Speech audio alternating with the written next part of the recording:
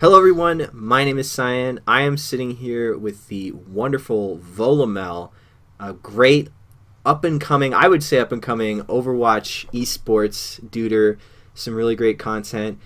But before we jump in, I'm going to cut you off right away, Volamel. You don't get to have a word yet, all right? Don't even try. Yet, that's right, okay?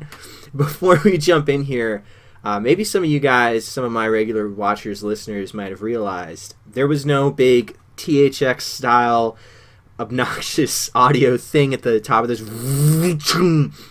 This is not actually sponsored by Esports Heaven. Myself and Volamel, we both kind of work for Esports Heaven, and all parties involved felt that it might be a little bit too circle jerky to have an Esports Heaven writer interview an Esports Heaven writer for Esports Heaven. So this one we're pro bono, if you will. But I just want to take a quick second here. There are a lot of cool interviews for me in the pipeline. Check out patreon.com/CyanEsports if you want to help support what I'm doing and if you like the content and everything like that. And I also want to throw out there real quick, because most of my content is based in Starcraft. If you guys are Overwatch fans, come check me out. Come. I've got a cool Discord you can hang it out in there. Actually, I think people are talking about maybe doing some live viewing parties for Overwatch League in there, so check out the Discord, check out all the rest of my content. I've got some old Overwatch stuff on here, and yeah, let's all right, with that out of the way, that's our housekeeping, okay? That's my shill moment. Volamel, you're uncaged. You can talk now. How are you? Good. How are you, dude? I'm doing pretty good, man. I'm doing all right. How's the Actually, how is the weather your way? Because you're on the East Coast someplace. Well, we didn't actually get hit with that giant snowstorm that everybody's talking about, like towards like the New England area. So that's cool. It's sunny. It looks cold. It is cold. But other than that, it's, a pretty normal day in like early spring in Michigan. It's cold. It's gray. That's about it, pretty much. Yeah, we did get hit with a pretty hefty... Did you really? Yeah, we're in the grips of a blizzard right now. Everything's shut down. No fun. Feels bad, man. Yeah. There's no spring in Newfoundland, but what can you do? Yeah, so let's dive in here. I really like talking to the more quote-unquote unknown personalities in esports sometimes, because it means that I have an easier job. I get to write some really basic questions because it lets everybody get to know you better, and it's so easy, Volamel. It is. So let's start off with some basics, man. How did you get into video gaming? What brought you into that nerd culture? So is this just like video games in general, or like... Yeah, video games in general. Okay, so games in general. Ooh, I gotta reach back for this one. So my first... I remember my parents like getting a PC from my uncle, and it had like a bunch of like toys jammed in it, and it didn't work. So that was a bummer, because I was like, oh yeah, like a new like thing to play with, but it didn't work. So that was a bummer. But then we actually did get like a PC, and I remember playing, I don't know if like any of the commenters or anything, but if you remember Croc, it was like a little green alligator, and it was basically just a platformer on the PC, which was cool. I wasn't very good at it, but I thought it was the shiz at the time. That probably was my first game that I remember. And then it was like, we got like a PlayStation, and then like, I remember playing Starcraft. I remember my dad's friend actually had like a projector, and he was playing the campaign on the projector. And I remember there was like tanks and like spider mines. I was like, this is nuts. I want to play this so bad. And then I did. And I remember making my parents like breakfast in bed. I'm like, can I have my own computer, please? And they're like, I guess. So they just moved the computer in my room, and I would just sit and play Diablo 2 and Starcraft all the time. And I would just play Terran and just make tanks and blow up Zerg. And it was cool. It was fun. So that was basically like the start of gaming for me. That's pretty cute. That's pretty cute right there. Gotta tell you.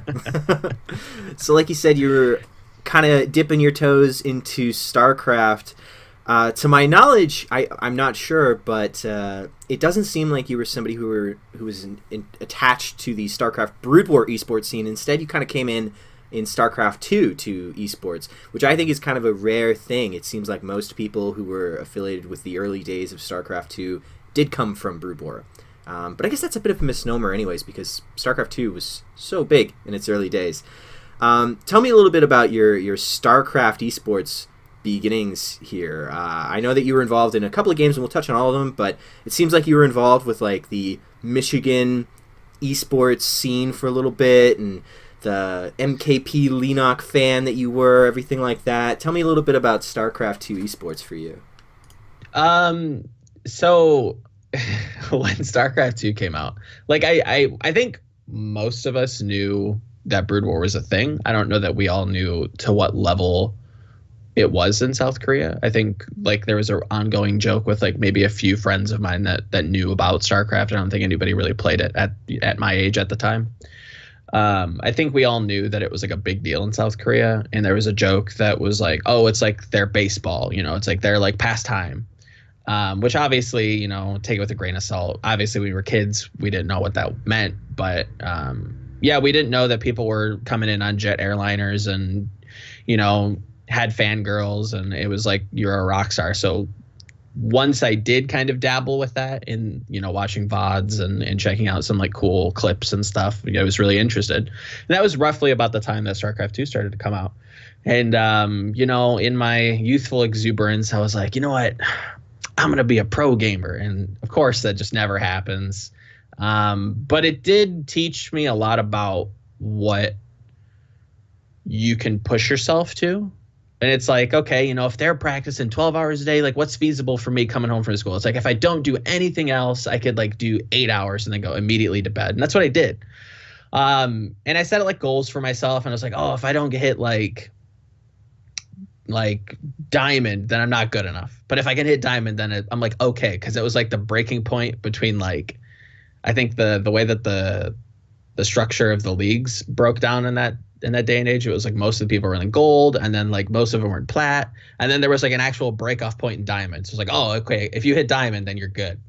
So I hit diamond, and I was like real close to hitting masters, but I never did because I just gave up at that point. I just got tired of playing. But yeah, I did that, kind of quit, and then there was a anime convention in Detroit that I remember going to just to go because friends of mine were going. I was like, all right, I guess I'll go. I've went before, and it's always a good time, just kind of people watching and just partaking in tomfoolery. But there was a StarCraft tournament. I'm like, why not? What's it gonna hurt? I spend like $10. It'd be a good time. And I remember, I think it was in 2010, I think. There was I think Winter was there that year, and then I was like, oh yeah, that's cool. Like I think I've seen your stream once or twice, and that was kind of neat. And I did fairly okay. I think I got, due to a bye, I think I got like top 8 out of like 20 people. So I was like, all right, that's cool. After not playing for like a couple months, so that was kind of neat. I took a game off of a grandmaster. I still like to throw that VOD around every once in a while, which is cool. It wasn't very good, but a win's a win, man. And then the next year, after a few years after that, I remember going to the same convention and, same stuff. I think Winter was there, and I think there was a Protoss player, and I can't for the life of me remember his name. But yeah, got blown out. Wasn't close. That was fun though. It was a good time. But other than that, like I really wasn't in any of the esports scene except where I'm at now in Overwatch. I really wasn't like in the community. I was more of just a lurker, more of somebody who just played games for fun and just enjoyed watching other people be really, really good at games. Was that anime convention by chance UMACon? Yeah. Okay. I know that UMACon has, or had, I guess, I don't know anymore. They had like a pretty decent LAN SC2 tournament every year. I don't know anymore, but that means you probably have a couple of Liquipedia brackets to your name, so that's kind of cool. Maybe. So I guess I kind of missed a beat here. I'm just looking at my questions, and I realized I missed the chance to ask you, how did you get into esports? Was it from that StarCraft link? Kind of. So it does tie into StarCraft, which is nice. But I remember my first taste of esports was, I remember waking up way too early for school, and I think I had just flipped through the channels, and I was watching somebody play SOCOM, if anybody remembers that game. And it was like this third person shooter, and they were playing, and it was like a tournament, and I'm like, what is this? This is kind of weird. And then I didn't think anything of it and turned it off. And then, I don't know, years later, I remember watching an MTV True Life documentary about pro gaming. And there was like a guy who played like Smash Brothers from like NYC. And there was a Halo player who went by the name of T Squared, who played from Florida. And that really kind of got me into like Halo at the time, because like my friends were playing Halo. I knew about Halo. Halo was cool. But I didn't have like an Xbox, so I just could only like focus on Smash. And I was like, oh, I'm gonna be, let's practice Smash, because apparently people are making money off of this, and that's like cool as crap. So I'm gonna do that. And I remember like making my first like little gamer tag and like putting it above Yoshi and like trying to practice Yoshi on like Hyrule Castle, which is with items on. It was just youthful, fun times. But that kind of got me into Halo, and I was a big Halo fan for a long time. I remember really regretting not watching, or not watching, but not going to like some of the MLGs that were nearby. I think Columbus probably would have been the closest for me, that or Meadowlands, which would have been in New Jersey. But I was really into Halo. I remember just being a Halo nerd, spending most of my summer vacation when I was a kid just grinding Halo, practicing in like little pugs, I think I played a couple of game battles matches with my friends just kind of as a substitute. But outside of that, yeah, that was pretty much just Halo. And then that transitioned into Starcraft. And then I was a big Starcraft nut for a long time. GSLs, MLGs, it transitioned over nicely because I was already watching MLG, so I might as well just watch Starcraft too. But yeah, that was kind of my entryway in, and then ever since then it's just been dabbling in Counter-Strike and Melee and Smash 4 sometimes. Is there anything else? I ended up watching a Rainbow Six Siege tournament. That was kind of cool. Like, I just like watching people be sick at games. Like, I don't know, it's just fun to me. Definitely feel you, man. Definitely, absolutely. Something that I thought was kind of interesting. You've been following the player, the famed Halo player Ninja, for a while. Yeah. I think I'm really interested to hear your perspective, because as of like a couple of weeks ago, Ninja is the biggest personality on Twitch.tv, and maybe the biggest gamer in the world right now. What's that like? I mean, if you back in the Halo 3 days, or whenever you kind of found out about Ninja, would you ever have expected something like that? I'm kind of curious to talk to a grassroots old Halo fan about it. To the degree that it's blown up, obviously it's hard to kind of get that perspective in hindsight, as watching him kind of build his stream, build his personality. But I always thought that he was going to be bigger on Twitch, because he was just entertaining. Like, he was just good at the game. Was he like the best in a tournament setting? I think he had actually some decent LAN results, but for me personally, I remember him just being a great personality, just being a funny dude overall, like doing like weird like 1v1s, like just kind of like harmlessly, bantering back and forth with people in lobbies, and then like challenging them to a 1v1, and then pretending he was like the crocodile hunter and just dominating them. And it was just a funny stream to watch, and watching the highlights of him like dueling some notable people within the Halo scene, which always kind of bring me back and think of the good old days, and it's a funny time. But to the degree of his success, I don't think anybody could have imagined that, but I always thought he was going to be like pretty successful, especially like YouTube, Twitch type stuff. Cool.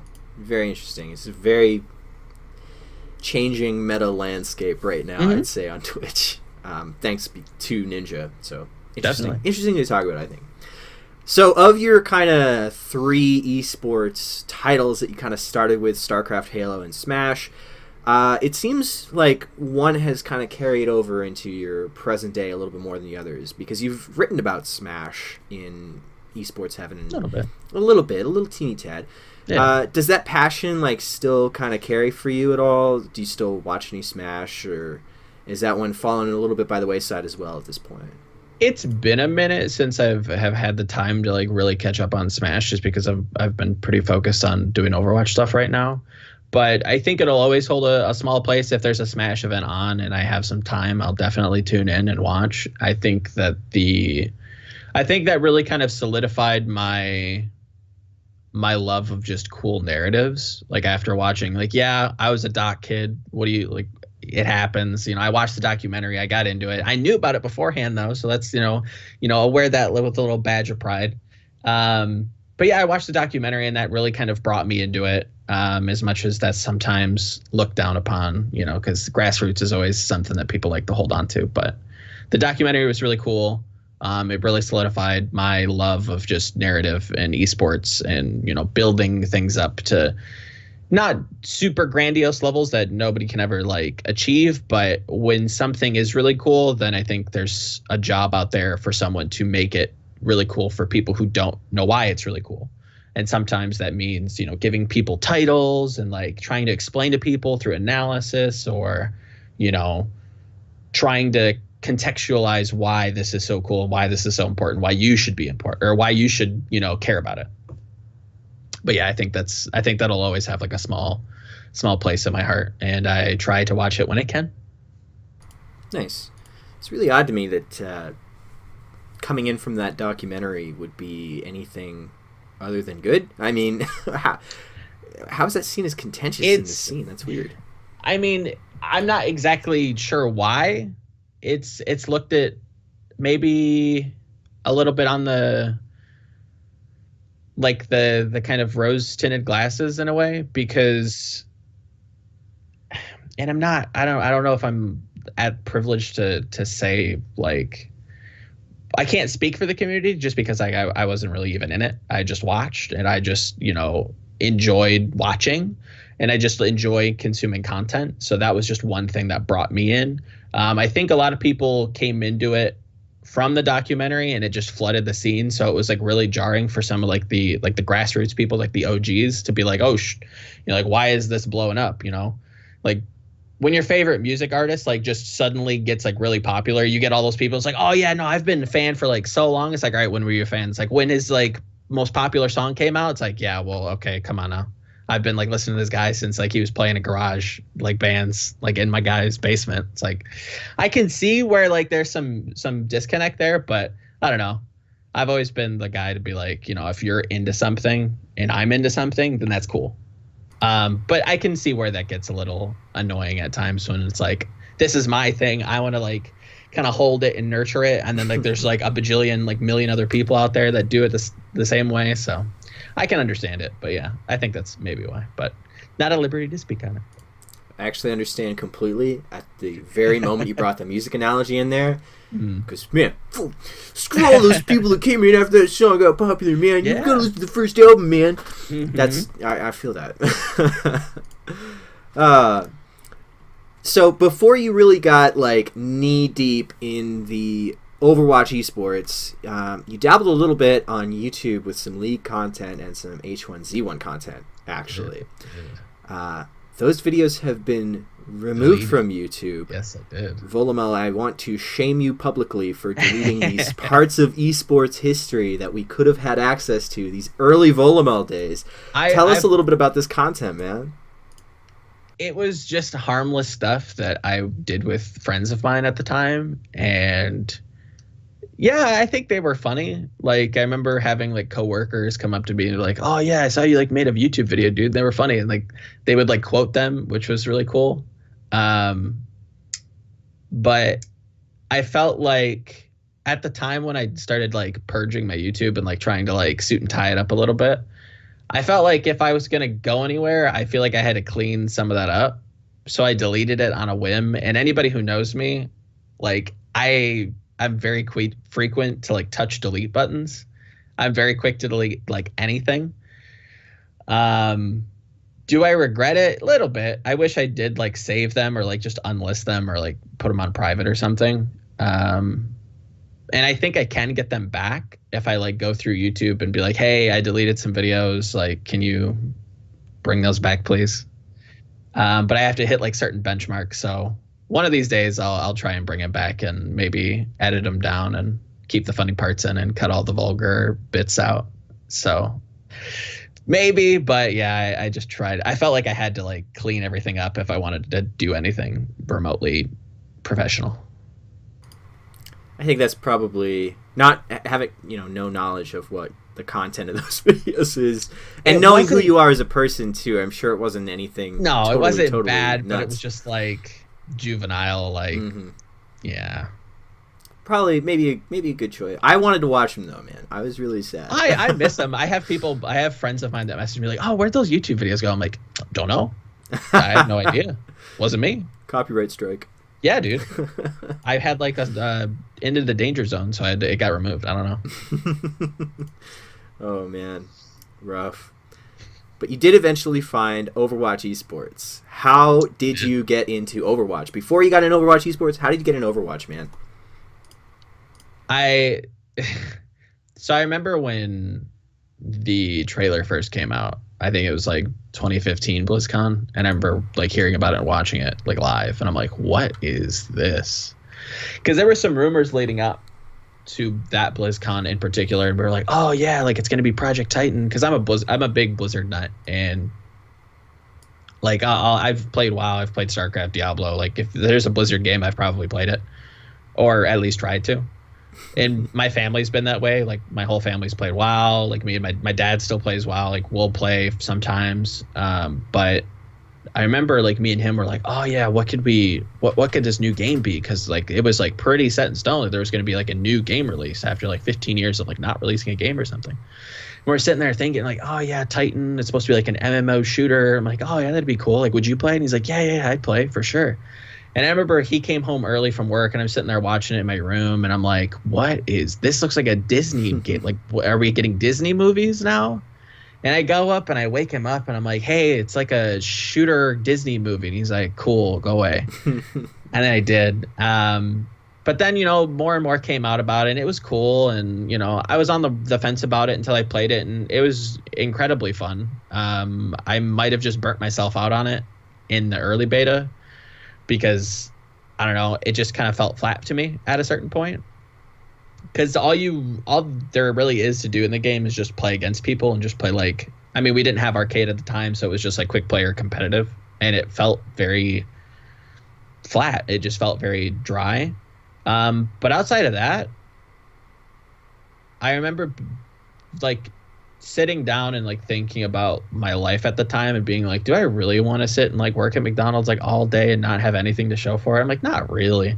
So I was like, all right, I either try this and see if I can't like wedge my way into an esports scene, or I go to school. And I was like, all right, one of two choices. And it's like, school can always be here, but esports doesn't necessarily get that same luxury. Because it's like, if you don't get in now and you don't start to like carve out your niche now and like really draw people in and really like show why you're worth anything, then it's harder to do later on. So I was like, all right, I set it like a time limit, and I just started where I knew somebody would take me.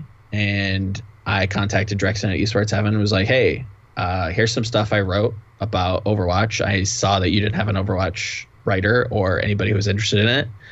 So what'd do? Let's do some Overwatch. He's like, yeah, this looks all right. Let's do it. I'm like, all right, cool. But yeah, that was basically how I got started. It was a game. It was a new game. It looked popular. Blizzard seemed to be really keen on pushing it as an esports title. So I was like, all right, let's jump in, a leap of faith, if you will. That's really interesting. Yeah. Yeah, that's really interesting. So it was a very active choice then for you to dive into the Overwatch esports scene then? Like, it wasn't necessarily a game that you were in love with, but you knew it could be a really big, hot esport, and you wanted to be on that ground floor? I liked it. I remember, like I said, I played a lot of it, and I liked it, but it just didn't, like, keep me playing. Like, I would come back to it, like, in a week, and I would have fun playing it with friends.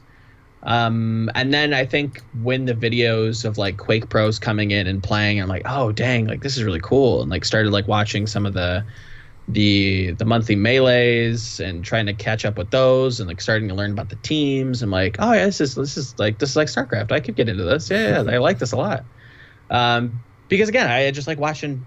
I like watching games. I don't necessarily play many games anymore. And I think gaming for me has kind of slowed down, and I've started to even see in my own tastes like what I like, what I don't like. Whereas like back in the day, I would just play whatever like was hot at the time or whatever my friends were playing, and I didn't really like have a like or dislike about games. It was just like something to do, something to like kind of burn time away. But now I think I'm starting to refine my gaming palette. I don't know if that sounds hoity-toity, but yeah, I did like it. Like, I don't want to put that kind of vibe out there that I didn't like Overwatch. I did like it a lot. I remember just like running around as Reaper, and like I thought the game was like fun as hell. Mm-hmm. But it didn't like grip me and make me continue playing. I played still to this day, just not like super regularly. So in that, you kind of talked about reaching out to Drexen, our lovable editor, boss man. And I wonder, how did you find out about Esports Heaven? How did you find Drexen? Were there any other publications that you reached out to when you took this leap of kind of faith? Not really. I knew, oddly enough, okay, so I don't know if he remembers this, so if you're watching Drexen, like... Oh, he's watching. My bad. I remember actually watching China Talk, which was his kind of podcast around like Chinese League of Legends way back when. Because I was into League for a bit. That was another game that I played a lot, watched pretty casually. But I just wanted some podcasts to listen to, and I really wasn't like into much of anything else at the time. So I remember like just throwing on like Thorin's podcasts, or, you know, China Talk, or Kelsey Moser stuff, or Travis Gafford stuff, and just putting it on in the background, just listening to it. And I remember there was one China Talk episode that he was on, because he was a frequent host or guest or whatever you want to call it, that he had a website and that he was looking for writers. I'm like, oh yeah, that'd be cool. I could write. Like, yeah, let's do that. And I remember sending him an email, and he's like, yeah, you know, send me some stuff and we'll see, we'll talk. I just never emailed him back at the time. Like a jackass. But then I, like, from that experience, I remembered that like everybody pointed towards Esports Heaven, like Richard Lewis Thorin, anybody that like wrote, Jacob Wolf, anybody would point back to Esports Heaven to be like, go here, start here, and then work your way up. And I'm like, now I know who to talk to. So I emailed Drexen with like a little portfolio that I mocked up. I remember one of them was like some thermodynamics piece that I wrote. I actually, funny story. I don't know if you want to get like super tangential, but I wrote it just on a whim and applied for CLG's League of Legends coaching position. They were just doing like open offers. I'm like, what are they gonna do? Tell me no. So I wrote like a little like fun piece about, you know, what I would do as a coach. And I was like 18 at the time, I think. And I was like, I'm not gonna get this. But I was like, what if, you know, why not? So I wrote that, and I remember thinking like, oh, that was kind of fun. I could do that more often. And I didn't think anything of it. And I remember Overwatch coming out, and I was like, oh, I could maybe be a writer or something, or like do interviews. And I'm like, all right, whatever, let's try. What is Rex going to do? Tell me no. So I like wrote up some like mock pieces about like BlizzCon or whatever, and I remember sending it to him. He's like, yeah, sure, let's try and see what happens. I'm like, all right, cool, let's see where this goes. And it's gone halfway decent so far, I would say. Oh, well, I feel that. So I think it's really interesting that you sought out the position of writer. You know, I myself just kind of happened into it, and I think it's a really rare thing for people in 2018 to purposefully go into esports with the intent of being a writer, or 2016 or what have you. Yeah. What kind of made you go down that path? Like, what made you think, yeah, I got the gift of the pen, or what have you? I didn't think that at all. I'm horrible with grammar. I don't know if anybody's ever read my stuff. It's pretty bad. I've gotten better, I would say, over the year that I've been kind of doing this full time. It's gotten better, but it definitely is still a work in progress. So no, it wasn't like I feel like I have the gift of the pen. I feel like I can write well. It was more, I don't know how else to get into this scene. I don't think I can make it as a commentator. I don't think I could make it as like an analyst. At least, at the time I didn't think so. Now it's a little bit different. But I didn't know how else to do it. And I felt like this was like not an easy way, but at the time, how I like wrote the CLG thing, I was actually like kind of, it felt fun. It was actually kind of really something that I was like, oh yeah, I should do more of that. Like maybe like try creative writing or something. And I was like, well, let's see what this does, or like see if what this can, what fruit this seed will bear. And I was like, Drexen, let's write. And he's like, okay. But yeah, then it was just like throwing spaghetti at the wall and just seeing what worked and like what I liked to do and what I didn't like to do, and just really refining my writing and my writing style and like finding my voice in articles and whatnot. But no, it wasn't like, oh, I am a good writer, let me write for you. It was like, I don't know else how to get in, so I'm going to do something that I kind of had an interest in, and it proved to be something that I actually really like to do. So it was happenstance, but it was more a thing out of necessity, I feel like, because like I wanted to do it, so I didn't know how else to do it but to like get in and like do interviews with people and write like poo articles about Sombra or whatever. So that I felt like it was necessity, but it was an interesting necessity that I wanted to pursue, which was cool. If that answers the question. yeah, definitely. I think like for me, when I'm thinking about writing and whether or not I like to do it or not, I think that for me, like 90% of the time, the answer is no, probably not. Even if it's something that like I'm good at, in quotation marks. Yeah. For me, and I don't know if you have this problem as well, if I have a topic that I really want to write about, it flows. It's nothing for me to do. But if I have to sit down and like, I have to think of something to write and make myself write it, that is the worst thing in the world to me. Like I really just, oof. Do you have that same kind of problem? Definitely. What I've learned from just consuming so much is that you have to learn how to like it if you want to do it. At least for me, that's like been my secret sauce, I guess I could say, is just learning how to like it. Because I don't like sitting down and writing every day, and like you get in the habit of like being hypersensitive and like noticing that you use the same words over and over. So you have to go to Google and like pull up like another word for good or victory or defeat. It's like, okay, I use those words over and over and over, and it gets tiring and you get irritated, and then you don't want that to impact the writing, so you take a break, and it's a pain at times. But I feel like it's finding the flow, if that makes sense. When I sit down, especially with interviews, like there's one right now that I'm like chugging through, and it's just been a slog for me. But it's just sitting down, chipping away at it, and then sooner or later you're going to hit that flow, and it's just going to work, and it's just going to come to you.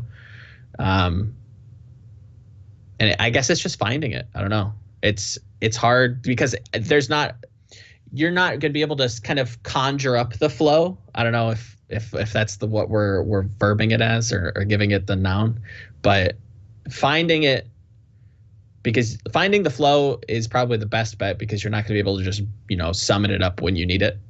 There are times where it just come to you, like you said. And I completely agree with that. I don't know how many articles like I just bang out in like a day. And I'm like, wow, that was really easy. It only took like an hour. And then there's some that's like take me like a week. And I'm like, oh man, this is just painful. And they work out, like they're both like fairly equivalent in like how they do and like their quality, but it just like takes so long to just get it done. So yeah, I feel you for sure. I think I looked at this and I kind of had a chuckle, but it was a sad chuckle. The first piece that you released as a publicized piece of work thing, right, on Esports Heaven, it was an article about Overwatch having a champion draft system a la MOBA, right? Yep. And it was kind of received in a, oh God, no, we don't want that kind of way from a lot of the community. And I thought that was really sad because it was your first piece of published work, and I want to know, like, as somebody who kind of thought, well, I'll try writing. How did you take that initial response to your very first publicized piece of writing? I've had a few pieces that were pretty contentious in the community that were like, oh yeah, this is bad, or we don't like it. I'm like, okay, that's fine.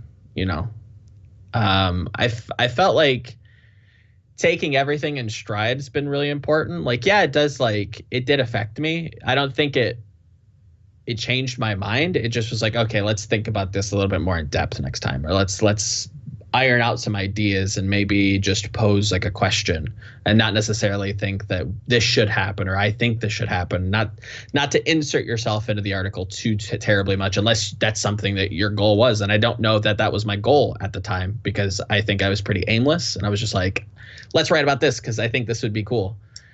And it was, I took it as a form of constructive criticism, even though it wasn't maybe posed that way, where I feel like, yeah, people might just like mindlessly bash you at times. I think that's just the same thing in any aspect when you're putting yourself out there in public.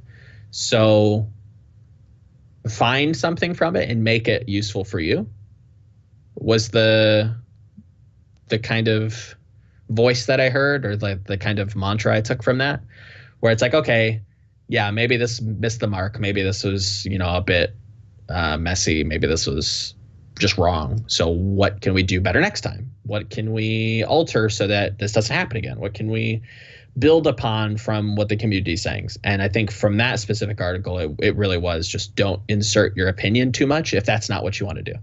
Because if that's what you want to do, then that's fine. If the community doesn't like your opinion, then we differ in opinions. That's fine. But I don't know that I had a goal for that. So I think that the thing I took away from that article the most was just like, what is the goal of the piece? What are you trying to convey? Like, what's the idea here? But yeah. So from there, you've seemingly fallen in with the kind of Thorin crowd of upcoming esports journalists. You've joined him for a couple of talk shows, including Oversight, alongside Monte Cristo, which I think is a pretty big deal. Yeah. How did you come to be in touch with Thorin? It wasn't really me getting in touch with him. I remember, like, because he was one of the content creators that I liked from League of Legends, and I appreciated his work ethic, and just watched his videos, read his articles, thought they were really cool. I was like, oh yeah, this guy can like write. And I remember like him talking about like Counter-Strike and like being back in the Counter-Strike 1.6 days and Quake, and just like going back and like looking at like esports history, because that's how he kind of called himself, the esports historian, right? And I liked that. I thought that was a really cool idea, just to kind of add some context to stuff that people may have missed or weren't around for. And I think that's really important. Barring anything else, I think that's insanely important when it comes to growing communities, is that, remember where we came from, remember like back when, remember like these old teams, these old players, because I feel like there's not a lot of that. And I felt like, oh, maybe that could be like my thing or my niche. And I try to incorporate that within my writing a little bit. But no, it wasn't really me reaching out to him. It was like, hey, I remember he like followed me on Twitter, and I gave him like some like weird message like, oh, hey, I really appreciate like what you've done for esports and all this other jazz. And he's like, cool. I'm like, all right, nice. But outside of that, it was just, I'd lied if I said it wasn't a goal of mine to like one day, like, oh, wouldn't it be cool to like be on like Summoning Insight? That'd be so sweet.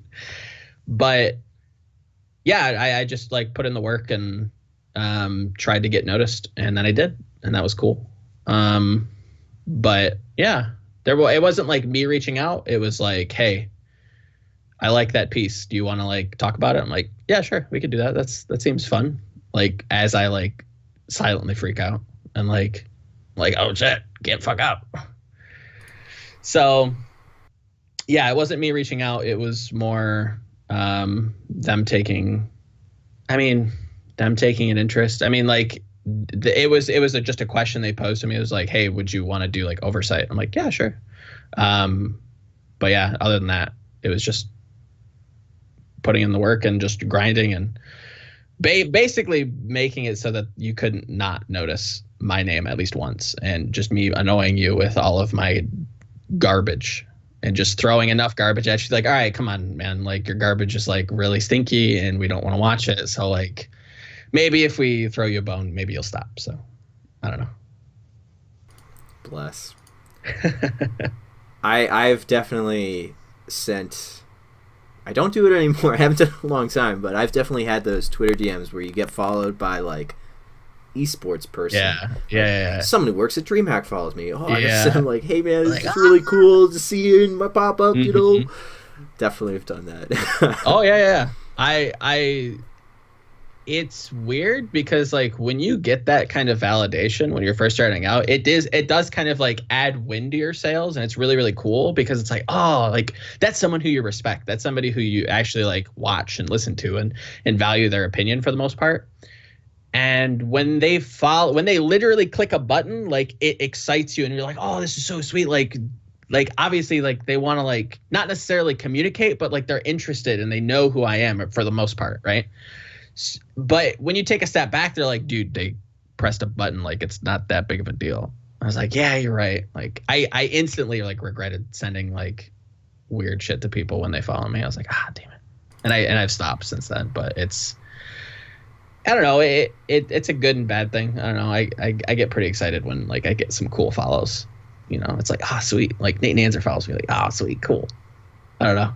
I'm a fan at heart. You know, like I'm a perennial fan. I watch esports for a long time, so it's like when something cool happens, it's like that's cool. I like that.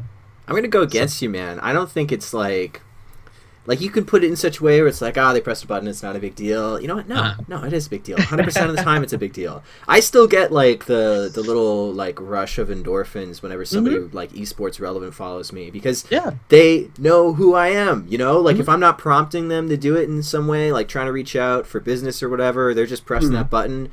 Yeah, sure, they're clicking a thing on their computer screen, but that's a big deal, man. It's a big deal. It is, but it's like my way of like not like freaking out about people. No, freak out. Just do it like... No. Oh, hell yeah. Let it be known. Big esports people. If you follow me, I will probably... I mean, if I like you at least. I'll probably have a little moment of like, feels good, man, or whatever. Anyways. Yeah, You've guested on a few podcasts now, not just Oversight, but you've been on with the High Noon podcast, guys. I really like the High Noon podcast, by the way. It was a good time. Daily. I know that when I've gone on some of these talk shows for StarCraft things, I get nervous, man. I remember the first talk show that I did was back when the late game was still running, like usually like on a weekly basis, and it felt like a big deal, and I was shaking and everything. I was like so nervous because it's like this big chance to tap into a wealth of people and show your personality, maybe grab a ton of followers if you can. Do you get those nerves ever? That's the weird thing with what I've done in esports so far, is that it doesn't. There's been a few times when I've been like real nervous, but for the most part, it's been surprisingly calm for me, which is strange because I'm actually fairly like a nervous person. Like I don't like being in crowds too long. Like I don't mind talking to new people, but it's hard for me at times. But it's odd because I find comfort that like we're both like nerds, right? Like you like StarCraft, I like Overwatch. I also like StarCraft. So like I instantly know that we can talk about something. And I think that's like a really easy way to like, it's like a comfort blanket that I just like hold on to. I'm just like, all right, cool. Like we have something in common. I'm not like he's not a complete stranger, right? So I think that's kind of subconsciously why I don't feel so nervous. Like, yeah, I tend to like stumble over my words and, you know, might trip myself up in what I say. I might just blank on something, but overall, like nervousness, not really, surprisingly enough. Like the High Noon podcast was surprising because I think we did that like last week or not too long ago. That wasn't too nerve-wracking. Overwatch Daily is never really nerve-wracking because it's the way that it's set up. It's just like question answer type stuff.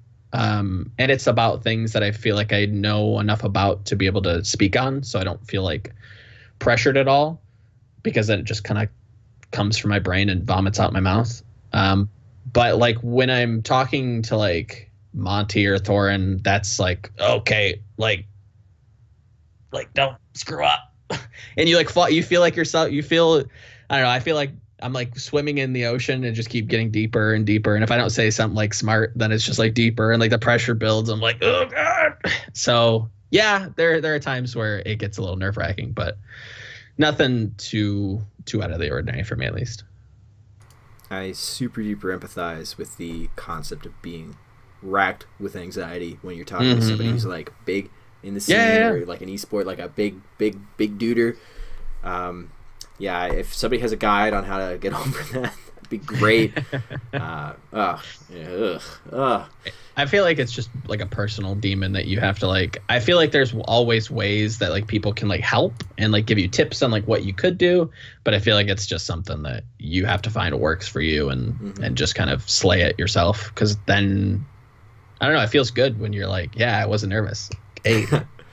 I'm usually like a pretty, I feel like I'm a usually pretty personable kind of person. Like I don't have a problem if we're standing in a line and, you know, we're waiting for a class or waiting for, I don't know, BlizzCon booth to open up or something like that. I have no problem striking up a conversation with somebody like beside me. But when it comes to some of these really big people in the industry, and I know that my goal is to work in this industry, I worry all the time. I don't want to come off in like a negative way. I want to leave a good impression. I don't want to come off like I'm only talking to this person because I'm a leech or something like that. You know, like there's so many things. It's and then I just so what I end up doing is I just don't do it, and then you can't have a problem if you never you know, if you never talk. If I never open my mouth, then I won't have a problem. Hey, you can't think poorly of me if you don't think about me. Anyways, in recent months, you've written for the official Overwatch Blizzard website portal, and that is a huge, tremendous accomplishment. I think you deserve a ton of praise and big ups for that. Thank you. How did that come to happen? How did that come to pass that you wrote for Blizzard? I mean, they didn't tell me not to talk about it, so I guess I'm going to talk about it. I mean, if you don't want to talk about it in specifics or anything, I encourage you not to. It was, I don't know, they didn't say don't, so it was just emails. When they launched the site and some people kind of pointed me towards it, I was like, oh yeah, this is kind of like what I do. This would be cool, like, right for them. So I like put out a Twitter post and like pinned it. I was like, because this was around the time where I think there was like a CSGO pro who like, I'm not removing this pin tweet until I win a major. And I was like, I like that. You know, I respect that and I like that. So I'm going to do that too. So I'm going to steal that kind of idea. So I was like, I pinned it. And I'm like, I'm going to write for this website one day. So I pinned it. I'm not removing it until I do. Shortly after I made that tweet, like a week later, I think one of the editors was like, hey, we saw your tweet. Do you want to write? And I'm like, yeah. So I did. I sent him like a few pitches, and it was a process, and we got the Philly piece out, which was really cool. Yeah, I like it. I thought it came out really well. You know, applause to the editors, because the more I write, the more I appreciate what editors actually have to do, because it's like I'm coming to you with a tree branch. Could be big, could be small, could be pointy, could be half shaved down, and they're whittling it down into arrows that I fire at the community. And I feel like that's just like a completely thankless job. So, you know, hats off to all the editors out there. You guys do God's work and wouldn't be here. Nobody would be here without, you know, sick editors that like basically tell you like, hey, this is garbage, please fix this.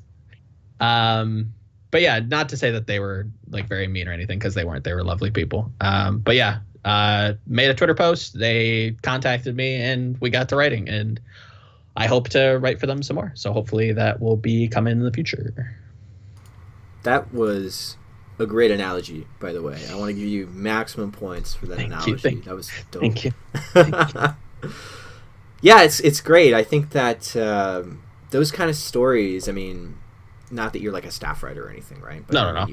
you're on that website, and Yeah. I think that's just a tremendous accomplishment that you deserve lots of ups for, and you know, hopefully there's a lot more in your future. Hopefully. Fingers crossed. How do you find the Overwatch community generally receives written work like yours, like from you and from other people, just written work in general? The mainstream kind of casual fan base kind of seems to generally be a little apathetic towards Overwatch esports in general, unless XQC has done something controversial / stupid. But even the comp Overwatch community seems to me to receive a lot of kind of written work as maybe lukewarm, excuse me. Am I being like a cynical outsider here? Like, what? Tell me what's up, Volamel. No, it's so pre-Overwatch League, so like Apex era. I think it did better because there just wasn't a lot of content being put out from Overwatch. We were in a drought. We were all kind of just sitting on our hands waiting for Overwatch League to happen. So like written work when there was tournaments actually did fairly well. When Contenders was out, you know, there wasn't a ton of people doing much of anything. You know, we had Contenders like clips being kind of put up there, which was great and all. But, you know, it did fairly well. But now with the Overwatch League coming out and there's like Contenders and there's like legitimately content like 24 hours of the day when it comes to Overwatch, it's been harder to kind of break the threshold to kind of get past like clips and, you know, thought posts and drama posts and just try to like really break your way back into like the front page, especially on Reddit. But outside of that, it's been all right. I feel like I have like a good like I feel like raising the baseline is important, like getting people to like frequent your stuff and like kind of building a fan base, even though like writing and reading isn't like something that people like necessarily enjoy a lot these days. A lot of people are like really love consuming video content, kind of like this, and just being able to easily chew on it. I don't know. I feel like it's more edible to do like video content. So writing, you know, I don't want to say I don't even think it's dying. I don't necessarily subscribe to that notion that like writing is dying, and like videos are taking over, because I feel like there's only so much.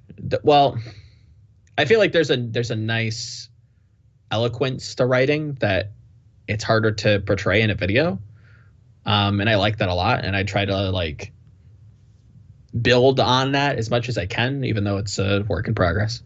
But it's hard, but it's getting better. The more like followers and the fan base that it build, the easier it gets, because, you know, the more eyes it gets, the easier it gets onto other websites, the more people they show it to them, you know, yada yada yada. And it's just been building up that baseline, building up the kind of returning viewer, you know, like the returning customer kind of feel, and building that up, and, you know, giving what I would want to read, but also what they would want to read too. So it's just building upon building. Definitely. I find for me in Starcraft, I find that the written work is like the most lucrative, in that it gives any amount of money at all.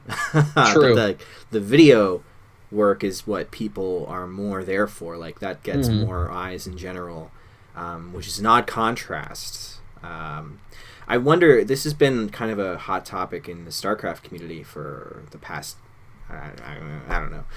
But how good is the Overwatch community at sharing content? Do people share things around decently, or does it get posted to Reddit often? So within the competitive Overwatch Reddit, I feel like it's fairly good. You know, I try to do my part. You know, when somebody posts something, I just throw it up on Reddit, even though it might already be posted. Like, that's up to the mods. Like, sorry mods, like if you see my stuff randomly get double posted, like, my bad. But yeah, I just instantly try to throw it up, make sure people are looking at it, even if it's a few people. And I've seen other content creators throw up my stuff. There's, you know, a lot of Regular, people out there that consume a lot of just Overwatch content, then throw it up there. I would say the hardest part to break into is the main subreddit, because it is a little bogged down with like clips upon clips, and then like even Overwatch League clips do fairly well there. So it's like you have to fight through competitive clips and then just clips of clips, and then like any sort of drama that happens in Overwatch. So it's harder to break into that space, and I don't know, it's rough there. That's like the golden child though. If you can break into like the main subreddit, I feel like it's gonna blow up. Hopefully, if it does well, at least, obviously. But outside of that, like in the competitive subreddit, I think there's a lot of people out there that are very supportive and put up content on the regular. That's great. Yeah. You're segueing into another question actually really nicely here. There's a really stark divide on Reddit in the Overwatch community. There's our Overwatch people who are very more casual oriented. They love their clips, they do. And then there's our comp Overwatch, and then there's even our Overwatch TMZ, our Overwatch memes. Like there's a lot of very different groups. And the our Overwatch subreddit does not seem to like esports. Or at least they don't like esports kind of content. Yeah, I'm just going to say, they don't seem to like esports. They really like their clips. And this is kind of the first time this has happened. PUBG kind of has the same thing going on, but PUBG's not even an esport yet. What's your thought on this divide in the community? Like, is this a problem? Should this have been something that was solved a year ago? Can this be solved a year from now? Is there any end to this problem if it is a problem? I think that it's natural growing pains with a game like this. When a game blows up like Overwatch did, and subreddits are created, people will try to share their experiences with other people, and the best way to do that, especially within a very fast-paced and crazy zany game like Overwatch, is to share clips.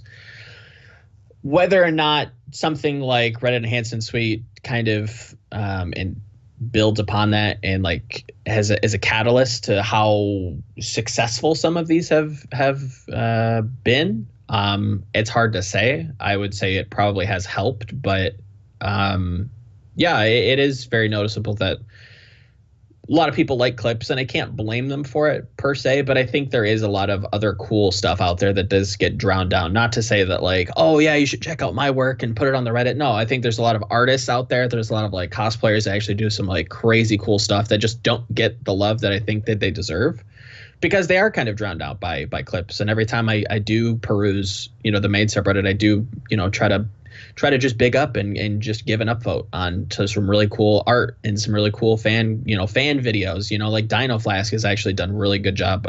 He does like the Jeff Kaplan like memes where he like edits like the voices together.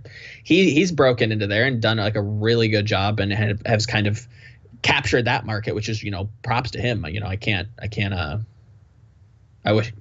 wish I had that kind of talent, but it's been rough trying to get to kind of break into that audience. Is it a problem? I don't know. I think I look at it from like a fan's perspective, and I feel like it's very subjective. Would I love for my stuff to get on the main subreddit and do well? 100%. Like that would be great, but I can't blame them for it. I can't blame them for liking what they like, because I feel like that's just like an opinion thing. And yeah, I feel like it should like kind of work itself out. I feel like people will get tired of seeing like the same old stuff over and over. How quickly that happens, I don't know. I feel like it's very dependent on the success of the Overwatch League. That should really start to bring people in, and it's starting to, which is nice. But we'll have to see in a few years what the subreddit kind of climate looks like, and see if maybe if it is a problem. But right now, I don't know. I don't think it's a big problem right now. I think that for my 2 cents that I'm going to interject into this interview. Yeah. I think that both Comp Overwatch and the Overwatch main are both horrendously mishandled by the mods, and it's very disappointing. Like you just touched on it too, talking about even fan artists can struggle. Yeah. I think it's shameful that they don't allow image submissions on the main Overwatch sub. I don't understand that choice at all, because the choice seems to be rooted in, well, we don't want this to turn into a meme fiesta with a whole bunch of like repetitive posts, and then meanwhile the front page is entirely highlights and clips. Yeah.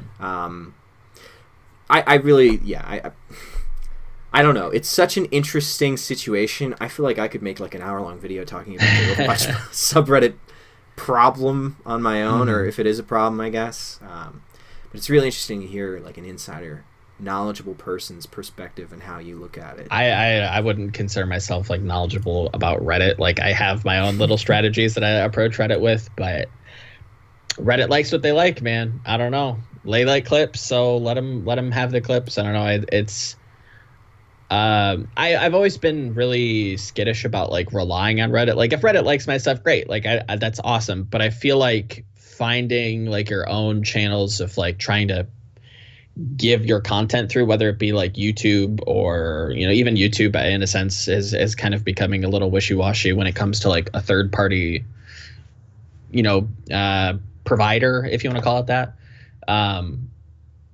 And it's kind of becoming very apparent that I feel like every content creator just needs like a hub or like a website that they can just call their own, and people can just go there if they want to look at the news. Like a very like similar to like Team Liquid was back in the day. You know what I mean? Where like I'm gonna go to Team Liquid and find my stuff, so I don't have to go to Reddit, because I feel like Team Liquid was a great launching point for a lot of people in terms of just writing, reading news posts, news, you know, consuming news, consuming content. It was a nice little kind of community back in the day, and it still is thriving now and has blown up to be, it went from a forum now to, you know, being one of the top, you know, esports teams in the world. So it's I think that's the direction this is going. I think the idea is to stray away from, not to stray away from Reddit, you know, but Reddit should not be your end all be all, I think. I would like to just like put a cap on it, but I just want to quickly add, I don't advocate for like mods forcing certain types of content to be banned or anything like that. Sure. I'd rather have like a free market economy subreddit, man. I know that there was a discussion for a while there where highlight clips should be banned. I think that that's really foolish. You can't make people like a certain kind of content. Yeah. And if people like that certain kind of content right now and they don't like anything else, then that's what it is. It's just, you know, maybe I think it is the age, and it'll just mature and people will be a little bit more interested in, you know, other forms of content when it comes to Overwatch, and it won't just be clips. I'd say within a year or two. It's starting to get better, but I think it's just a growing pain that I think Overwatch maybe is just privy to. Definitely. Kind of speaking, maybe a little related to the idea of having your own central hub kind of thing.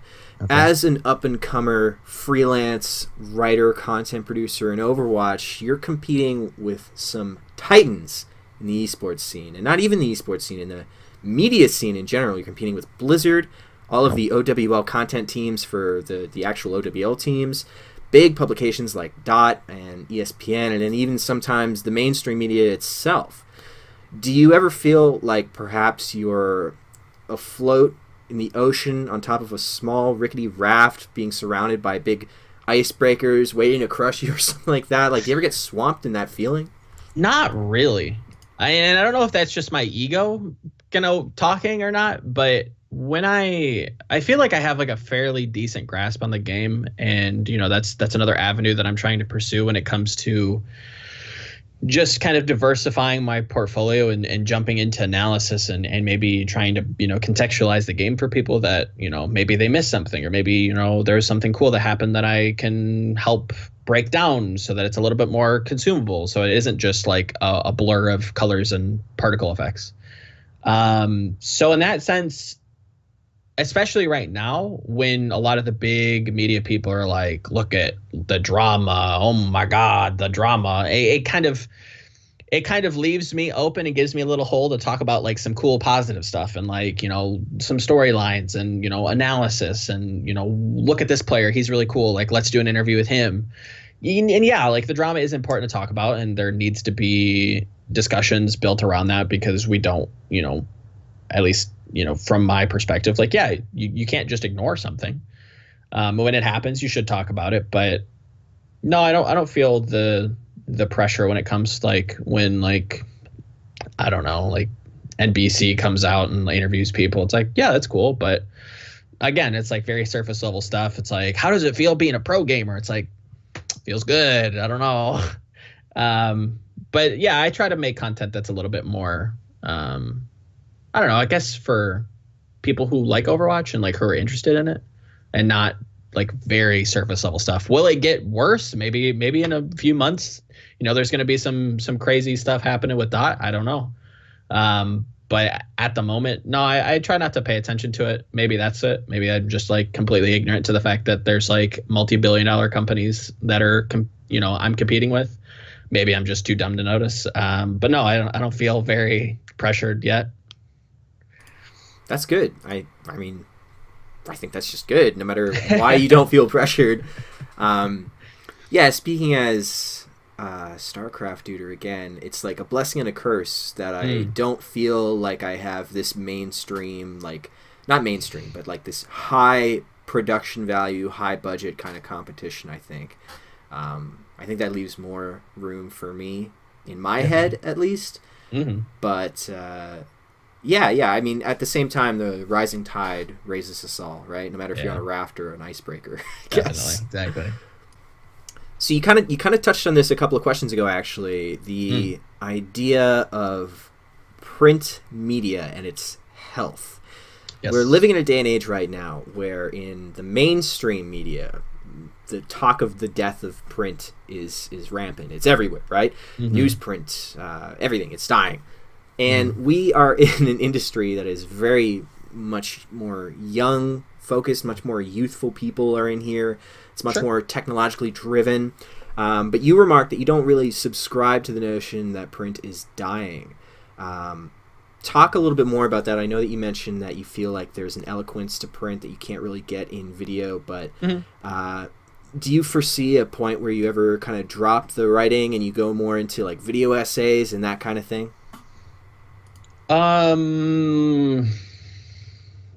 I would be interested in it, but I don't think that I'll ever like, you'd have to really like entice me to stop writing. It's something that I've kind of found and something that I've built. It's something that I kind of call my own at this point. It's like, yeah, I'm a writer. Like, that's cool. Like, that's me. So I don't think I'll stop anytime soon. Is there, opportunities out there that would get me to stop? Yeah, definitely. But those have to blossom, and then obviously I have to accept them. So until that happens, or if that ever indeed happens, I don't see myself stopping. But when it comes to like print dying, or if it is dying, I think that print has to adapt to technology. And what I mean by that is, I think people will always read. I don't think anybody's going to stop reading anytime soon. Yes, ebooks are coming out, but even then, I feel like there's still a market for readers and not necessarily listeners. Can you make e-reading a thing? Can you make ebooks and like the success of the Kindle and all that jazz? I think that is like a subsect of this, and I think that's a market that is very untapped when it comes to esports and esports journalism and esports writing. Could that be a thing in the future that, some publications try to do? I think it definitely could be, but I still always think that you should always have a written form that enhances that, because I don't think that it does the same job as just me speaking. Me speaking, is fine, but it's, how do I want to compare this to? It feels to me like a horror movie or like a scary movie, right? So like scary movies are scary because it plays on your psyche and it plays on your like imagination. And I feel like that's similar to writing, where when you write and when you read, you get to kind of insert a little bit of your imagination, and then the reader gets to interpret that with their imagination. And it can be better, it can be worse, it could be, average. I guess it's up to the reader. But with vocalized stuff, I don't know, or maybe I'm just too ignorant to know, but I don't know if that gives the same vibe, I guess would be the word. I don't know. Actually, what do you think about that? Not to put you on the spot, but I'm interested. No, absolutely. Yeah, I think I am more inclined to believe that esports media in print is not in a good place right now. Okay. I would not say that it is dead. I think that there are things that the print media in general needs to do to kind of adapt into this new age. And there's some really silly stuff too that happens, like having an image in your text will make reader retention go up. That's very strange to me. That's really odd. But even that, like, it's a psychological thing, right? Like, you can analyze reader retention. You can look at these things, and if you have a break where there's a picture, right? No matter what the picture is, even if it's very tangentially related, like that helps reader retention. So I think there's a lot of room to kind of grow and figure out, and as websites kind of redesign themselves too, and just become more user friendly and more, topical and current. I think there's a lot of growing that print media on the internet can do, and especially esports print media.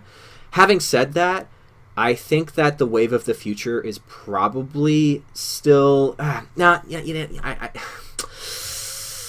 see, like, there's two things going on for me, right? Like, I know in my head right now, video audio is way more popular, right? Yeah. But at the same time, I know that if I'm going to sit down and consume a piece of media about a topic, I can probably read it 10 times faster than I can watch someone talk about it. Yeah. But I know that I'm more likely to watch someone talk about it for whatever weird reason that is, just in my own head psychologically. Yeah, that makes sense. I think that there's so many things that are like the whole of the internet culture is still really, really, really new, and it's ever changing. I'm not really ready to put a pin in one way or another. Right, yeah. I enjoy doing the writing stuff. I enjoy doing the video stuff. I enjoy consuming both. I'm really not sure. I'm more pessimistic than you are, though, I think. Okay. I think that's that's fair. Yeah. Yeah, it's a really interesting topic in general, I think. And to see kind of the change, I think it's interesting to see the change in esports, too, in print media. Because if you go back 10 years, print media was a king, even in esports, And it's interesting to see that kind of very strong juxtaposition between now and a decade ago. Yeah. It's an interesting topic. So just moving right along. Overwatch League was launched, and it kind of took everyone by a bit of surprise how successful it launched. Yeah. There was a lot of insecurity beforehand where people didn't know what was going on. There was so much time in between the initial announcement and then things actually happening. There were some really rough weeks there for Overwatch ESports where a lot of the endemic orgs that had kind of laid the groundwork for the scene started pulling out. I wonder, did you experience any anxiety in the kind of year before Overwatch League happened? Definitely. It was a scary time, especially when like the drought was happening, where we were all just kind of waiting and sitting on our hands and praying that Overwatch League was going to be like this big success that we were kind of shown that it was going to be, and that some people were skeptical or more skeptical. Some people were very positive, very optimistic. Where I fell within that kind of gradient, it varied. Like there were times where I was like super like pessimistic, that I was like, I don't know, man, maybe this isn't worth it. I think everybody kind of goes through that, especially in anything that they do, is like you question everything. And then you hear reports of, people buying in for like 20 million. And I'm like, all right, well, somebody's got to be interested in this. I don't know who it is, but, they got to be remotely interested. And I think a lot of people were really questioning when I think those first reports came out that, that was going to be the price point. Like, who is really going to buy in at 20 million? And we don't have any content coming out. It's like, man, feels bad. It just didn't. it just didn't feel flourishing, even though this was like the start of something. And that's when you really want something to like build and grow and flourish. I feel like if you're going to pick a point in a timeline to flourish, it is at the beginning so that you can continue to grow and then, you know, obviously decline at a certain point or plateau. But yeah, it was strange because, and I actually remember writing about this, that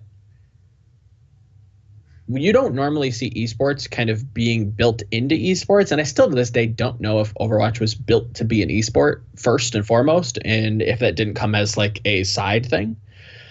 That'd be an interesting question I'd love to ask maybe a developer. But it's just to this day, it's hard for me to kind of give you an answer on that. But in terms of just what I did or what I was feeling at the time, yeah, it was a little bit of mix. It was a mix of good and bad. It was like, is this going to work? I hope it does. And then, you know, as more details started to come out and as more and more things started to happen, it felt a little bit more real. It felt like, yeah, this might actually do really well. Yeah, I think this is going to do really well. And then it actually did. So that was really cool. But I don't think anybody could have imagined the peak that it hit on like day one.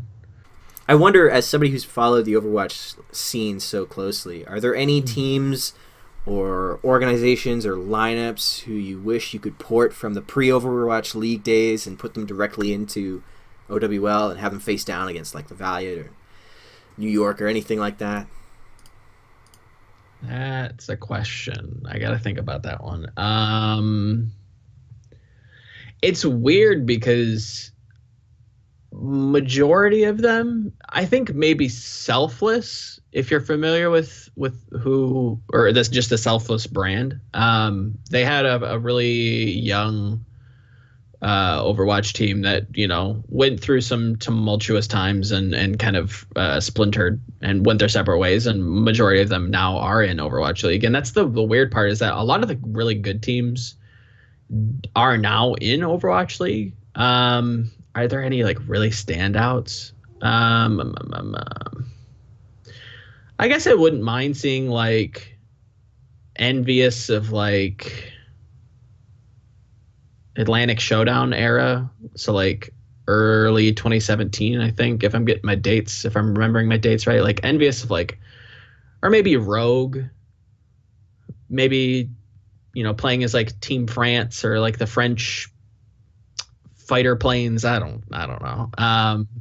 You know, maybe seeing them, you know, test their mettle against some of the better teams, which we did get to see in Apex, but it was rough because it's always like, oh, well, you're playing on their turf. And it's like, yeah, but now they're playing on our turf. So it's like, I wonder how that dynamic would have changed things. If that would have changed things, I don't know. But yeah, I would say, and like late or early Envious and like middle of the road Rogue, or maybe even early Rogue, like the French Swedish lineup would have been actually interesting to see how they would have progressed into the Overwatch League if they would have stuck together. But yeah, I would say those kind of three. I've seen some kind of like growing concern on the forums about the OGs of the Overwatch esports scene. People are kind of worrying that the former big faces like IDDQD and Surefour and Taimu, they're kind of falling off in the Overwatch League. They're not really as dominant as maybe they once were. Are these valid concerns to you? Do you think that maybe they're slipping, or maybe there's nothing to worry about? I hate to say it, and maybe I'm just pessimistic. I think that everybody's kind of time comes. Do I think that they're any worse? No, I don't think that they've gotten worse. I think that we're starting to really get into the age that, you know, there are kids that have kind of not grown up playing this game. I don't think we're there yet, but we're starting to really bring up that new talent, and there's a lot of just like young talent that's coming into it that has a lot of the tools that maybe the OGs didn't have. So they're progressing at the same rate, if not faster than they were at the time. So they're catching up very quickly, and they're starting to eclipse them, not in terms of skill, but maybe some of the intangibles. Maybe they're better communicators. Maybe they're better at just keeping cool within the game. Maybe they're better at just like understanding what's supposed to happen in the game at a certain point. Maybe they're better at macro strategy. Maybe they're better at micro in-game IQ. I think that's some of the big stuff that's kind of shifting the faces that you see right now. Do I think they have it in them? Yeah, I think that they have incredible potential. I have seen what IDDQD can do. I've seen what Taimu can do. I've seen, what Tailspin can do back in the day. Whether or not, they continue to grow and continue to unlock that potential is kind of up to them and up to the organization, obviously, they play for. But yeah, no, I still think they've got it in them. It's just bringing it out, I would say. I mean, we still see Surefour do really well, so I don't think we're all dead yet. I don't. Yeah, Surefour still does well. Tatsumi still gets in there. Yeah, definitely. I think it's interesting that you talk about like not people who grew up with the game, but people who grew up with the game. It's such a new title, and I think there's maybe some truth to that because like we would expect that some of these TF2 pros would have the tools right there and the knowledge and the wherewithal, but yeah, I think it's important to note that there are some people who have just started playing Overwatch who maybe have a higher untapped potential to maybe tap into because they're so used to that game. That's what they're growing up on. Right. I think that's interesting. It's a good point. I also want to talk about like the way these people come up, the way that this new talent can be prospered. Let's talk about contenders.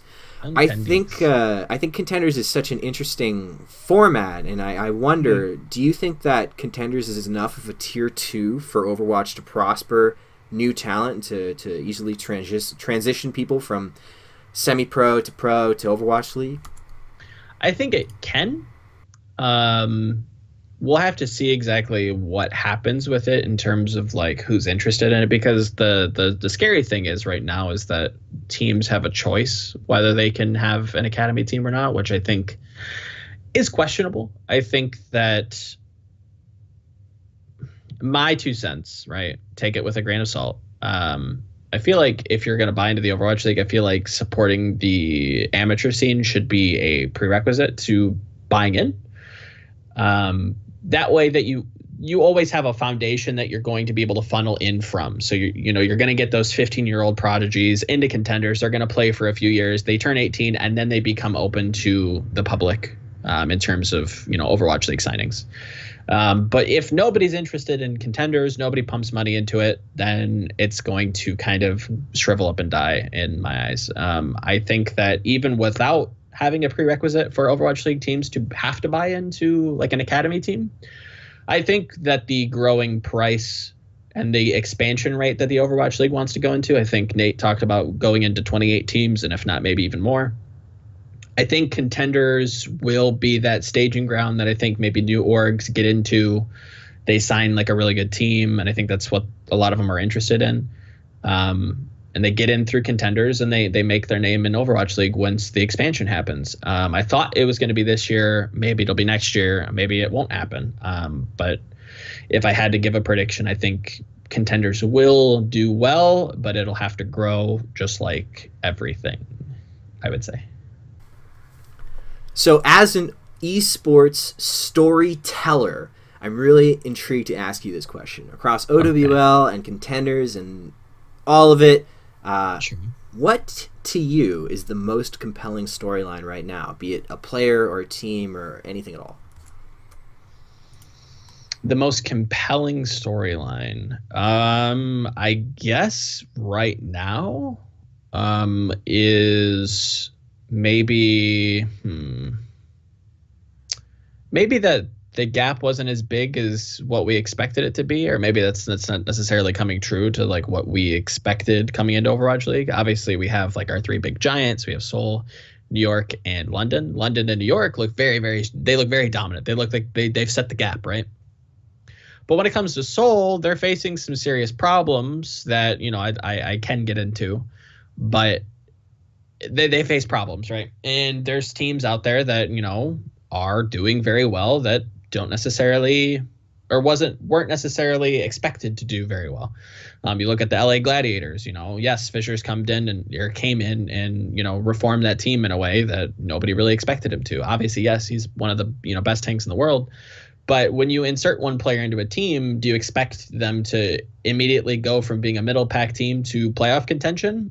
I don't know. I didn't think so. But, I'm happy to see that, this team is exploding and doing really well. And there's rumors out there that they might continue to import new players. So we'll see what that happens or what that brings. Maybe they're going for stage playoff contention or maybe season playoff contention. Who knows? You look at Houston, they've been up and down, but overall they've been pretty successful. Do they have their own set of problems? 100% they do. And then you look at Dallas. That's another big storyline. It's sad to see what was the envious core just kind of flounder in what I think is just a poor situation. That it feels like, and again, this is just from an outsider's perspective looking in, because we only, as fans and as writers and as journalists, we can only see what we're given. But it does look like it's being, kind of mismanaged, and it does look like there's just money being thrown at a problem and just kind of hoping that it fixes it. And they've done pretty well, but it's off the back of just kind of random strokes of luck. It feels like last night they did pretty well against New York, which is probably one of the better teams in the league, if not the best team in the league. But it was off of what seemed like very happenstance. Like certain things happened behind the scenes that made these players come out, and it doesn't look like that's probably going to continue. Maybe it does, maybe I'm wrong. Maybe it does continue. But it's in a bad state. They just had another player banned for 4 games. It doesn't seem like it's being run properly. Not to say that I could run it properly, but when you have a track record of people being banned, it becomes a meme. Maybe there's a little bit of truth in that, and it's sad to see. Sad to see a storied team come in and what was expected to be a top 4 team be a bottom 4 team, and it's sad. So yeah, I would say those are probably some of the bigger narrative points that I'm kind of interested in right now. Nice. Yes, those are really good ones that I am also on board with. A brand new hero has hit Overwatch, and I know that you've written an article about the wonderful Brigitte, but I got to cash in on your being here, man. I got to get your views. Yeah. What do you think about the new hero, man? What do you think about Brigitte? Good old Brigitte. She's gonna be weird. So I'll make this short and sweet. She is a support, but I don't know if she's going to be played in a necessarily supportive position, if that makes sense. So like in Overwatch, you have like your standard like 2-2-2. You have 2 tanks, you have 2 DPS, and then you have 2 supports. She could be, and there's rumors that she could be more of a tank and less of a support. And it does make sense, but you also have to kind of contextualize other heroes and what they could be as well. It's like, okay, well, most defense heroes don't really, what is a defense role? What does that mean? When you look at a hero like Mei really isn't a DPS character. She's actually more of a tank. She legitimately just creates space for you. She alters the map so your team can work either, against her or for a position.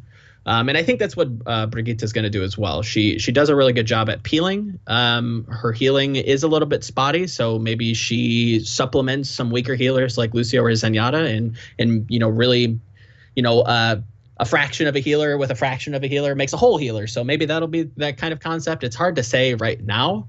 I haven't had too much of a chance to look at some scrims, but we'll see. I think that there could be some play, especially in the competitive scene, in terms of ranked. I think that she's probably really, really good.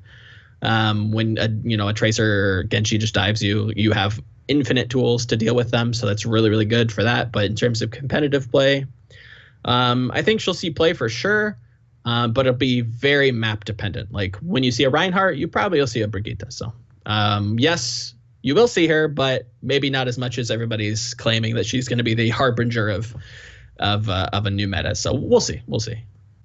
Really like her character design? I'm a big fan of Paladins. I played Paladin for a little bit while, so I like it.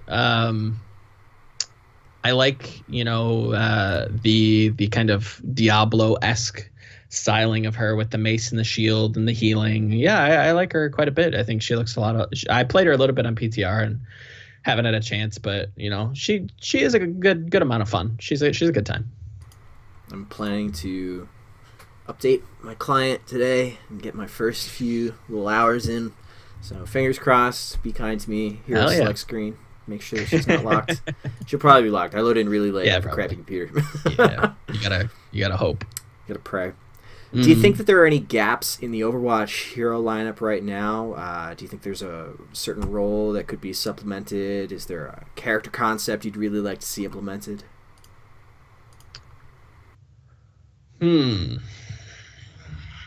terms of character concept, I have to think about that a little bit more, but I think that there's a very odd role within Overwatch right now that I think could be addressed, and I feel like so if I had it my way, right, my 2 cents is I feel like they need to take the pre-existing characters that they do have that maybe are a little bit more niche and either flesh them out more so that they're either like incredibly more niche or maybe they're a little bit more general in terms of how they're used and how they can be used. So you have heroes like Mei who is seeing some play, who can see play. I think that it's just a matter of time. I've mentioned this on Twitter before she actually does get peppered into the meta, because I think she's going to be very map dependent, but she's one of those heroes that you can't do too much to, or she becomes like insanely broken, I think.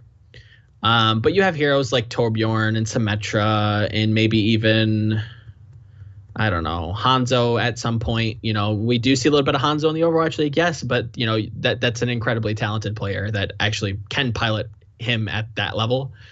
But I think taking those heroes and really defining them and what they want to do, or what they could do, and really fleshing them out all the way would be interesting to me, and kind of the removal of like the defensive role, because it's, or maybe just fleshing out the idea of what a defensive hero is. What exactly do you want defensive heroes to do? Do you want them to be more defensive? Do you want them to only be picked on defense? Do you want offense heroes to be only picked on offense? Those are ideas that I've tossed around in my head. Does that limit the player base? Yeah, kind of, but it's up for a discussion, I suppose. But I feel like just looking at the heroes that they do have right now and giving them a little bit more love would be the hill that I would die on, I would say right now. Do you think, in my opinion, I think it's okay for a game to have a hero that's not played at the very tip-top, like, Overwatch League level, for sure, right? Like, I think that everything is viable as long as you can continually improve. Like, there's no threshold until you're at the very, very top wherein something becomes non-viable. Do you think that every hero should be, somewhat viable at the tip-top of the ladder, or what are your thoughts on that? I'm perfectly okay with having heroes that are a little bit more niche, but it doesn't seem like they fill the role that they're necessarily in, right? So you look at Symmetra and she's classified as a support. It's like, okay, well, she provides shields and she like maybe controls zones, but that actually is more like a tank in a way, because you're controlling space and you're making space that people can do, things in that are completely safe, because you have the turrets and you can, zone people out with your little beam gun thing. So she doesn't really feel like a support so much as she's classified, right? So I feel like maybe better fitting her within some sort of archetype, or just the removal of archetypes in general, would kind of give people a little bit more freedom, even though you can pick what you want. But I feel like just the classification of archetypes tend to limit people in a weird way, because it's not a support, or it's not a sniper, so we need a sniper, or we don't need a sniper, we have too many. Even though like Hanzo really isn't a sniper, right? He's more of like a mid-range marksman. But that's not really a sniper, because he's not sitting like miles back with like a long-barreled rifle that's like headshotting you. It's like he can, but it's not very good. So it's like, is he a sniper? I don't know. Mei, is she like a DPS hero? Well, not really. She doesn't do that much damage. But is she a tank? Well, not really, because she doesn't really tank much, but I guess she'd be closer to a tank, but kind of a DPS. So it's like just remove the archetypes and the classifications altogether, I think would be my thing. I don't know. I think they can never ever do that though, right? It's like the casual community just is dead at that point. Like, hey guys, can we have anything defensive? And somebody selects McCree or something, you know? Yeah. Well, I don't know. I feel like, yeah, I don't know. I guess you always need to kind of funnel people into specific roles, but I don't know. I guess I can dream of my utopia, right? I'm definitely picking up what you're putting down to a degree. Yeah. There's no world where Symmetra needs to be in that support category. Yeah, no, she's a weird one. So I did have a couple of fan questions come through. Yeah, sure. I regretfully have to say that somebody did ask a question on Reddit, and it was a question that I already had, so I wrote down in the question that I already had, like, also credit to such and such for asking this on Reddit too. And it was one of the questions that I just kind of like looked at to remind myself what it was, and then I asked you, and I didn't look at it anymore, so that's lost the ages. I'm super sorry, person on Reddit. Thank you for submitting a question, though, for Volamel. Thank you. Feninin, odd username, from my Discord, has a couple for you, actually. Okay. So we're going to run a little bit of a gauntlet. Yeah. Who has been your favorite player to interview so far in OWL?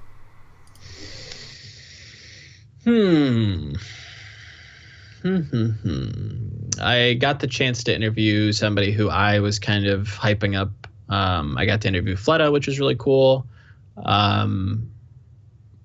Got to kind of create some content around him and, you know, maybe a little bit more of his backstory and emphasizing his story of kind of coming to prominence and showing that he actually is one of the best DPSs in the world, even though he played on a abysmal team back in the day. I actually quite enjoyed interviewing Kareev and Fate from the Immortals team way back when. That was very interesting. They're quite the difference between them is very interesting. I think Kareev is quite the character. I think he's very funny. That was a fun one. I mean, I enjoyed pretty much all of them so far. I interviewed Snow, I believe. He was still on Toronto Esports at the time, and now he's on Boston Uprising with Huck. And I remember he talked about his kind of beginnings of, you know, watching Starcraft 2 and, you know, like, trying to pursue esports with Overwatch. And now he is kind of mentored by somebody who he looked up to, which I thought was really, really cool, really interesting, and kind of heartwarming, you know, gives you the feels. So, just out of the three that kind of pop into my mind, I would say those three are some big ones. Nice. Very nice. Yeah. I want to give big ups to Feninin for also asking about the Overwatch League storyline stuff, which we already covered, so sure. Good question. I had it myself. He also asks, is there a specific contenders team that is being closely watched in the scene? Contenders is sadly, I feel like it kind of gets drowned out along with a lot of the other content on like competitive Overwatch. Like, yeah, there are some plays that like do reach the front page. I would have to do a little bit more research on who the community is watching. But in terms of who I would imagine the community is watching, I would probably have to say the Gladiators Legion, probably XL2, and maybe Optic. Not only do they have incredible fan bases coming from, you know, outside of contenders, you know, you obviously have, you know, the two academy teams and then Optic just bringing in the green wall, and they're just going to root for anybody who wears the green jersey. It's like, we can't blame you. That's your team. That's your squad. Like, you do your thing. But one team that I'm personally keeping my eye on has been Gladiators Legion. I think they have some solid players. I think they, with a few added players, I think, you know, given a couple seasons of contenders, I think they could be Overwatch League ready. Their tank line is very, very good. Support line has proven to be rock solid. Their DPS are some new up-and-comers that we don't have a ton of info on, but so far they've looked amazing. So we'll see what happens. I think they definitely could be contenders. Ha! Ha! Ha! I know, right? Yeah, That's great. Amazing. That's the interview, folks. See you next week. Finnan has a bonus question. How have you been doing in fantasy? That's a weird question because I just didn't do fantasy. There was something that a couple friends of mine threw together where we were trying to like make this prediction game, but I just like couldn't be bothered to like remember to put them in because they're percentage based, like how we thought a team was going to win and how much like percentage we would put on that kind of value or that win or loss. And I just couldn't remember for the life of me to do it every week. And I just stopped. But outside of that, I think I did like week 1 pick'ems, and I think I did all right. I didn't do like too horribly. But yeah, no, I really haven't really done much fantasy. I should though. It'd be kind of fun. I suck at fantasy. I never really. Remember. Yeah, I'm so bad. I know I haven't bothered in like years, and it's all Starcraft 2, I guess. But yeah, I suck ass. This is not a fan question necessarily, but I think it's interesting. When I posted to Comp Overwatch, the Reddit, that I was interviewing you, I had it in the title, interviewing up-and-comer Volamel, right? Mm-hmm. And there was a commenter who posted that they disagreed. They don't really consider you shouldn't be an up-and-comer because, you know, people know who you are around here and you're fairly well known. And it was an upvoted comment, too. Like, people agreed with that sentiment. And I was a little surprised at that because I feel as though you are very... You're at the start of the journey kind of thing, and you're starting to gather steam, but you know, I don't feel like you've tapped that potential. But then I thought, you know, like you have the tick mark on our Comp Overwatch, and you have written for the Blizzard Portal site. So I wonder, how do you feel about your place in the Overwatch esports scene? It always does kind of surprise me when people are like, up and comer, like this guy's been writing since the beginning, and I'm like, yeah, but it's like not been very good though. So it's like just because like I started then doesn't mean like I peaked then. So like yeah, I think there is no, I think I'm still kind of just journey. This is the start of the journey, so I don't think that I don't think I take the title either way, like up and comer or like established or veteran. Like I don't consider myself veteran. I don't really consider myself any of the above. I think that I'm just, I don't know, maybe it's just my ignorance again. I just stick my head in the sand and I just bury myself in writing. So it does surprise me that, you know, I would get a little bit of love in that regard. Like, oh yeah, no, he's been around forever. It's like, not really, but I don't know. I guess everybody's entitled to their own opinion, but I didn't take offense by it or anything, if that's what you're kind of get at. So no, I think I'm just still growing. I think I'm still kind of blooming in a way. So I'll just continue just grinding, I suppose. Nice. Try not to pay attention to it. Yeah, maybe worrying about that is never worthwhile. Who knows? Yeah, I don't think it's much worth. Who are some Overwatch content producers who you would mark as like coming up alongside you? Like, what's the next big thing that we should all pay attention to, other than you?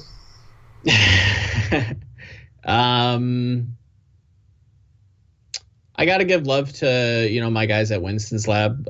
They do some great work. I wouldn't really have anybody to talk to if they weren't just around all the time. I would definitely check out, if you want very, not long form, but very analytically driven and very academic stuff, I would check out Yiska Overwatch. I think that's his YouTube or his Twitter. I don't remember. But I'm sure you've seen him around. He's quite the Redditor. He does come off as strong at times. You know, I think he would even take that criticism, but you know, he's a good guy at heart. And yeah, I would say his stuff, definitely check out Winston's Lab. It is a little daunting. You know, I've never really been into numbers and math, but once you kind of get used to the site, or if you do have any questions, a lot of the community there has been very accommodating with how to operate the site. It's not that difficult. It does take some getting used to, but it's not any more difficult than what you do on your computer on a daily basis anyways. But there's a lot of cool information there. There's a lot of cool articles, news recaps, just pure base statistics. And there's a lot of cool information there that I think would be, I think needs to be brought up more. And I think that could be utilized more. So I think that would be there's lots of writers that I would definitely give nods to. Posh on Twitter, she's killing it out there. Scribe, Wilson, he's a good guy. He writes his ass off. Is there anyone else I'm forgetting? And I probably am, which I feel really bad, but there's lots of content out there. Please go out and find it. There's a lot of good people doing good work, so please support them. Nice. What about you? Hopefully this will be chopped up and put up in a semi-timely fashion. Hopefully at least by Monday. What kind of content do you have on the pipeline, man? What can we look forward to from you if you can tease us? Probably after this, I'm gonna try and do some VOD review because I need to do it, and I've been sleeping, which is great.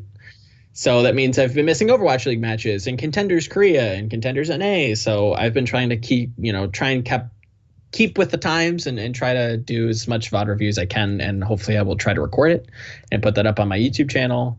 In terms of articles, I do have a few interviews coming. They're fairly interesting. Hopefully if they get back with me, there's one I'm working on right now. It's taken me a little bit, but hopefully it's worth it. Hopefully the quality is a little bit better. I'm trying to, level up in that sense. So I'm trying not to rush it. I'm trying to let it happen, let it grow on its own. So I don't want to spoil it too much, but yeah, it's cool. I like it. It's coming though. So we'll see when that happens. Nice. The vague tease of content that may or may not ever see the light of day. I love it. I do it all the time. So coming to the close here, what is your end goal for yourself in esports? Do you see yourself as a career writer, or would you ever transition to an on-camera role perhaps at events or anything like that? What's the dream for you?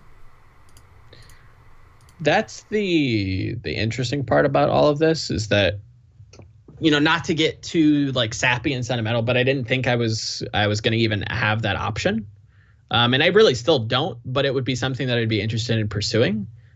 Just with doing talk shows and interviews like these and little podcasts. It is kind of fun to just kind of get out there and get away from writing for a bit. But do I see, like I said before, I don't see myself stopping writing anytime soon. But if something presented itself, if a team wanted to work with me, I definitely would give that a lot of thought. If, a desk position opened up and they thought I was worth it, I would definitely consider that. But even then, I probably would still write on the side just because it has become kind of cathartic. And I think it has been kind of ingrained into my psyche that this is what you do now. So I don't know. It would be a hard habit to break, but no, I don't think I'd see myself stop writing. But in terms of goals, I don't know. I haven't really given that much thought, and I've had some talks with some people about that, and I still haven't done it. So sorry. But yeah, no, I've just been just trying to work and try to keep going and just keep moving, So in terms of goals, none right now, just getting better, improving, I guess would be my biggest goal, improving whatever I'm trying to do. But that's about it so far. Biggest goal has to be make that esports money, right? That sick esports dollar bills. Try and get any amount of it ever. Well, listen, man, that's what I had. We ran the gauntlet. We've been talking for a while, and I've really enjoyed it. Yeah. If there's anything that you wanted to add, if there's any shout-outs that you want to make, plug yourself, anything at all like that, now's your time. You go nuts. Follow me on Twitter if you like Overwatch and you want to follow some of my thoughts on the competitive scene. Somewhere around here, I'm sure. Yeah, and that's pretty much it. All of the esports writers out there, all the Overwatch writers out there, thank you for what you do, because I don't think that's kind of given to you enough. I think you're all amazing people, and please continue doing what you're doing because I think you're all killing it. So keep at it.